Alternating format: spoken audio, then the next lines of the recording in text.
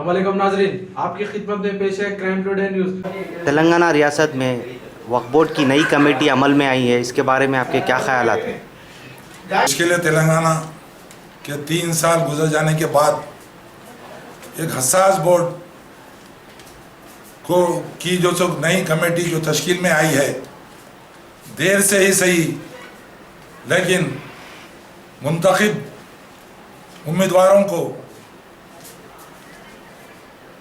ख़ास तौर पे चेयरमैन वक्फ बोर्ड और दीगर जिम्मेदारों को मैं दिल की गहराइयों से मुबारकबाद पेश करता हूँ। चूँकि मुश्तरका रियासत आंध्र प्रदेश में औकाफ़ी जायदादों की तबाही और उस पर कब्ज़ों का एक बहुत बड़ा अरसा गुजर चुका है। नई रियासत तेलंगाना में और रियासत की तश्कील में सबसे बड़ा एक मुद्दा औकाफ़ी जायदादों को हासिल करने का भी था, क्योंकि मुश्तरका रियासत आंध्र प्रदेश में औकाफ़ी जायदादों को तबाह ताराज कर दिया गया। इतने हसास मसले के बोर्ड को तश्कील में लाने के लिए 3 साल का अरसा हो चुका। जब अब यहाँ पे नई कमेटी तश्कील में आई है, अब इन जिम्मेदारों पर बहुत बड़ी जिम्मेदारी है कि वो औकाफ़ी जायदादों को हासिल करने के लिए और उन पे कब्ज़ात जो हो चुके हैं उनको भी हासिल करने के लिए, और कई जायदादों पर मुकदमात ज़ेर दौरा हैं, उन मुकदमात की भी पूरी मुस्तैदी के साथ उन मुकदमात को भी अपने जिम्मेदारी और दिलचस्पी से उसको पूरा करते हुए इन जायदादों को हासिल करना चाहिए।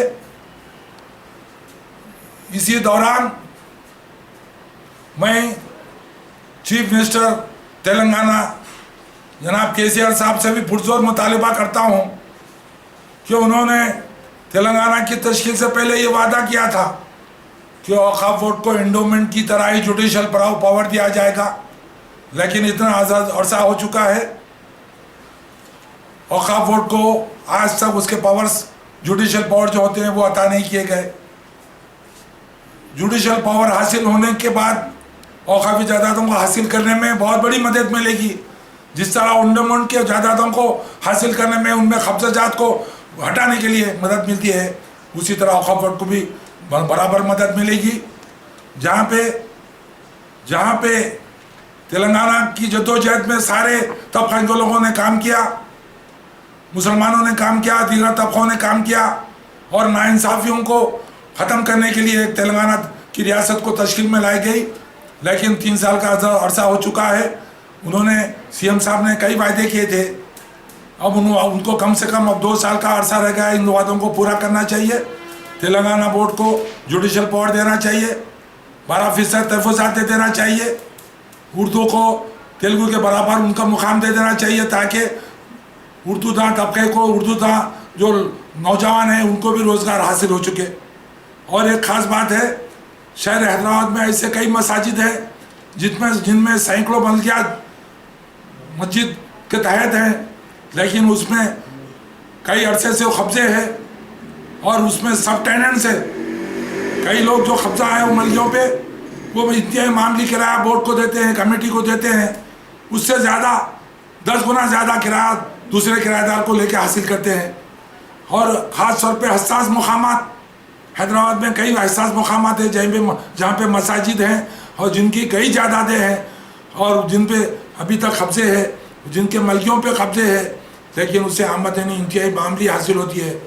तो मैं तेलंगाना की सबसे पहली जो बोर्ड, औकाफ बोर्ड का तश्कील पाया है, उनके ज़िम्मेदारों से कहूँगा, उनके चेयरमैन साहब से ये कहूँगा और दीगर ज़िम्मेदारों से ये कहूँगा कि वो ऐसी मसाजिद को अपने राज तहवील में लेते हुए, बोर्ड के तहवील में लेते हुए उसके इंतज़ामात को अच्छा बनाएं, कब्ज़ात को खाली कराएं और उनकी आमदनी में इजाफे करने के तमाम अहकाम करें, ताकि यहाँ के अवाम जो मुस्लिम तबका है, जिनकी उम्मीदें थी कि औकाफ़ी जायदादों को हासिल करते हुए हम जो है सो मुसलमानों की पसमानदगी को दूर करेंगे, तो ये जायदादों को हासिल होना चाहिए। और औकाफ बोर्ड के ऊपर अब इस वक्त ख़ास तौर पर जिम्मेदारी है।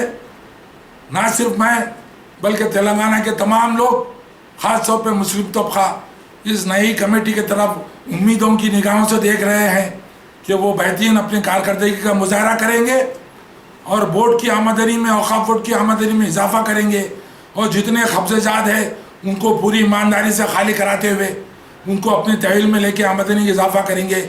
मणिकुंडा, वो लैंको हिल्स, वो जितने भी जायदादें कब्जे हैं, सैकड़ों जायदादें, कीमती अराजियात है, उन सबको हासिल करने के लिए पूरी मुस्तैदी के साथ काम करेंगे। मैं पूरी उम्मीद करता हूँ नई कमेटी के साथ, और उनको अभी फिर एक बार मुबारकबाद पेश करता हूँ। सच की तलाश का नाम क्राइम टुडे न्यूज। मुझे इजाजत दीजिए, मैं मोहम्मद गौस।